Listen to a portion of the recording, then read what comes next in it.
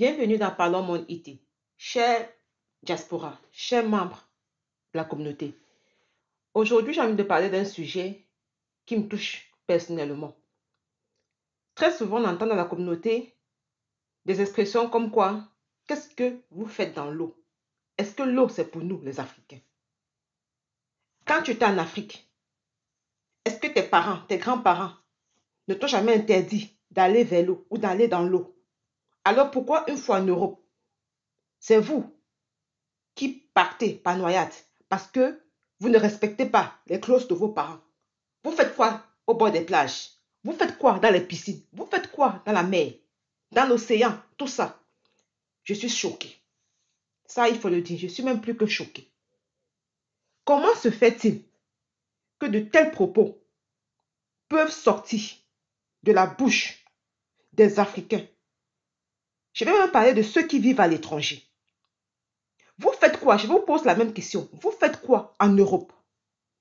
Quand tu arrives chez quelqu'un, tu danses la danse de la personne. C'est-à-dire, quand tu es dans un bateau, il faut danser la danse du capitaine.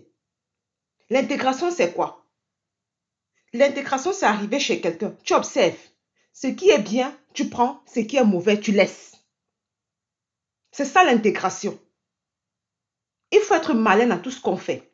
Tu ne peux pas être un étranger où le système te recommande la natation, même pour vos enfants. Le système recommande la natation. C'est une obligation.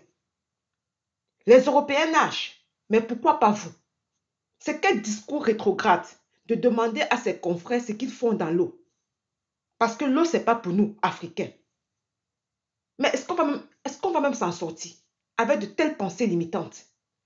Bon, sans jugement, ne me comprenez pas mal, hein? Si nos confrères savaient nager, est-ce qu'ils devaient partir ainsi? Pourquoi tirer les conclusions et non pas chercher à résoudre des problèmes? Voilà le problème de l'Africain. Il aime conclure. Il n'aime pas analyser. Il n'aime pas copier. Il n'aime pas s'interroger. Il conclut. Nous devons nager. Aujourd'hui, j'ai envie de dire à tout Africain, peu importe où tu es, surtout ici en Europe, ton enfant, bon, si toi tu dis que tu es déjà âgé, ça ne te dit plus rien. Ton cas laisse, peut-être on peut plus te sauver. Mais ton enfant qui est né ici, il a l'obligation de savoir nager. Chers parents africains, n'écoutez pas de tels discours. La natation n'est pas un luxe. C'est une obligation. Ça fait partie du quotidien en Europe. Intégrez-vous bien. Lorsque tu demandes à une personne ce qu'elle fait dans l'eau, j'aimerais te poser la même question. Tu fais quoi dans la voiture? Lorsque quelqu'un peut-être décède par accident,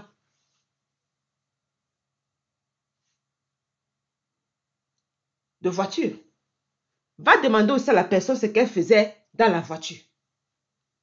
Est-ce que la personne ne savait pas conduire? Mais parfois, lorsque tu sais bien conduire, ça t'évite certains dégâts. C'est la même chose avec la natation. Si tu sais nager, tu pourras t'échapper dans l'eau. S'il y a un trouble, s'il y a une situation, s'il y a un accident, peu importe, tu pourrais avoir la vie sauve. Donc, changeons les mentalités. Ne soyons pas de ceux qui refusent de copier.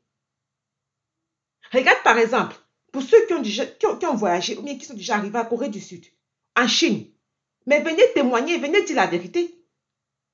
Comment c'est là-bas? Comment est la technologie sur place? Mais ce sont les mêmes gens qui ont également voyagé, qui ont copié chez le voisin et sont venus adapter. Et c'est exactement ce que le capitaine Ibrahim Traoré dit. Les autres peuvent créer, savent monter des voitures, des avions. Mais nous, Africains, un simple vélo, on n'est pas en mesure de fabriquer. Parce que si tu fabriques, on va te demander, si tu fabriques et tu as un accident, on va te demander que tu fabriquais pourquoi? On a toujours l'Africain, quand il y a une situation, c'est pourquoi tu faisais.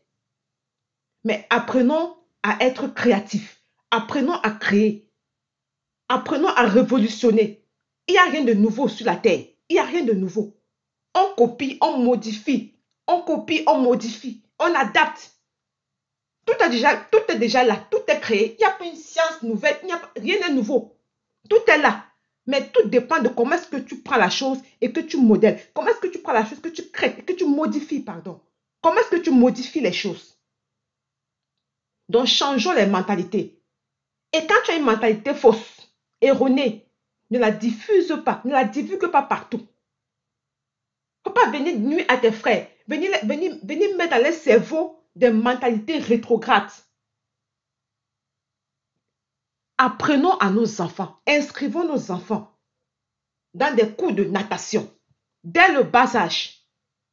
Pour ceux même qui sont même plus avisés, quand une femme est enceinte et qu'elle va dans l'eau pour se détendre, ça fait du bien non seulement à la mère, mais également à l'enfant. Ce n'est pas un luxe.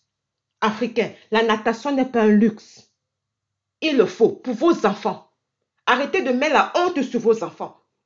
Quand ils vont en excursion scolaire, ce sont eux qui sont à côté, pendant que les camarades sont dans l'eau en train de s'amuser, en train de se détendre. J'ai même d'ailleurs fait un short que je vous envoie également d'aller écouter sur la natation. Changeons nos mentalités et avançons pour une Afrique nouvelle et pour des Africains debout. Merci. Portez-vous bien, abonnez-vous, likez, partagez et activez la cloche de notification. Et à la prochaine.